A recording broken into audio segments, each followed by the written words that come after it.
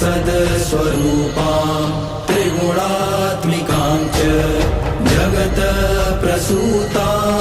अजानजाम आनन्द अनानन्द विज्ञान विज्ञान पञ्चीकृत पञ्चभूतां जगत स्वरूपां